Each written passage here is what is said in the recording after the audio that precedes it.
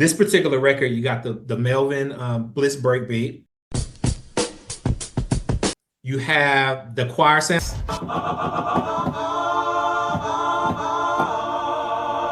And that was basically just it wasn't from a record. It was just a sound that I got off of, I don't know. I don't remember if it was from a VST or it was just a sound out of a sound pack that I chopped up. And then I had my guitarist, shout out Mark Lettieri, come over to the house and play the guitar chords on it.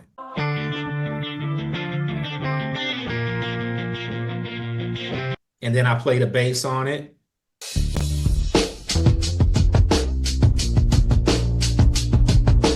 So prior to me even doing this particular record, I knew at some point I was going to work with 50 because he was shouting my name out publicly. There's a song called Happy New Year that he did on mixtape. And at the end of it, he shouted my name out on it. That niggas to give me the hottest shit they got. All them niggas, Alex the Kid, S1, whoever the fuck, Swiss Beats. And I remember getting text that day.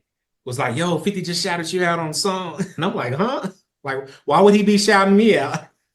Like, I didn't even know he knew me. And then I was looking at him on TV one day on like an entertainment TV show. And he was on a red carpet for something. And he said my name again on the red carpet while someone's interviewing him. I work with the best producers, Alex the Kid, Boy Wonder, S1. And I'm like, it just, so I knew at some point, because he was saying my name, I didn't know if he had already had something or I need to find out how to get him some tracks over. Fast forward, I have a relationship with Shy Money, and I'm thinking that's exactly where he heard me for originally.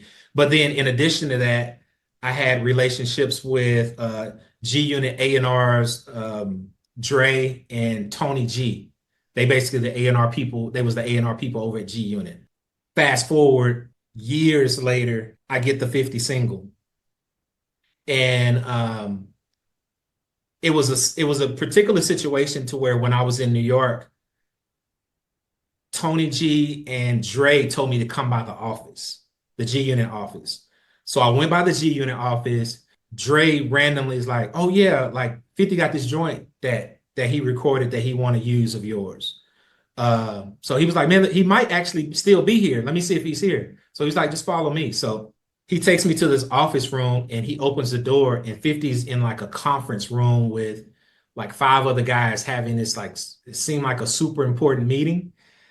So when he opened the door, it was like he was interrupting the meeting and 50 looked kind of angry. Like, why are you interrupting the meeting? And he pointed at me and he was like, yo, S1's here to see you.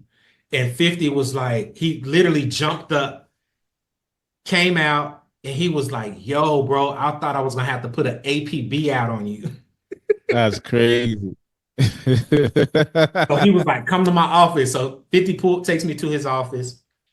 And he was like, bro, man, I got some beats of yours that I want to use. And he hadn't recorded it at the time. He played it on his phone and rapped the verse to me. So he was like, yo, I want you to check this verse out. I'm doing what I'm supposed to. I'm a writer, I'm a fighter, entrepreneur, fresh out the sewer, watch me maneuver. What's it to you? He was like, I'm gonna finish the song. Like, I want to get Adam Levine on it. My life makes you want to run away. So at that moment, that's when I found out that, oh, okay, this is probably why he's been shouting me out, because he already have a record from me. Now, at the beginning of the song, there's your tag, right? Yeah, so Kanye is the reason why I don't use that tag anymore, because the way everything was structured with me being signed to Very Good Beats is everything had to go through Kanye first. He had 30 days to approve if he wanted the beat or not. So send him the beat. He has 30 days to say, I want to use this, hold this for me, don't sell this. After the 30 days, I could send it to whoever. But every time I would send Kanye a beat, it would have that tag at the beginning. And it got to a point to where he sent me this email, bro, in all caps. Oh, wow. Sounds like Kanye. could you please stop putting this dang tag on your beats, man? It's messing up my vibe. He was like, man, it's making me not want to write to any of the beats. So this is the email he sent me in all caps of him saying. And I basically hit him back and I was like, okay, no problem, bro. I'll remove the tags. I'm not tripping on that. But I would put the tags back after the 30 days when I sent it to other people. But for him, I started removing the tag. And every now and then I would accidentally send him a beat with a tag on it.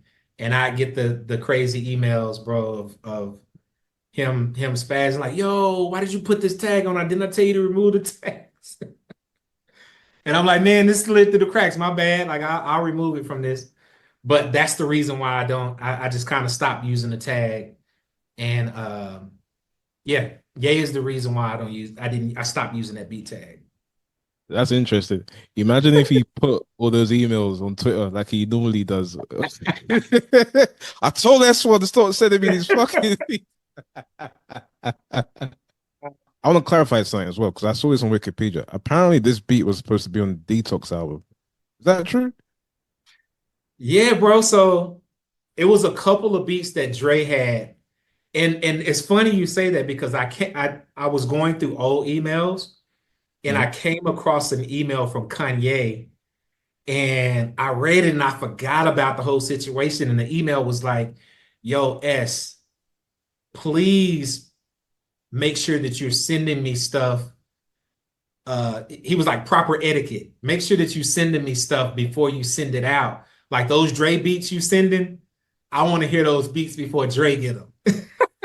And I don't know how he found out that I had some stuff with Dre because it was one of those things to where, prior to working with Ye, before we did our deal, I was sending stuff to people. I was meeting stuff and sending stuff. So they could have had it before I even did my deal with Ye.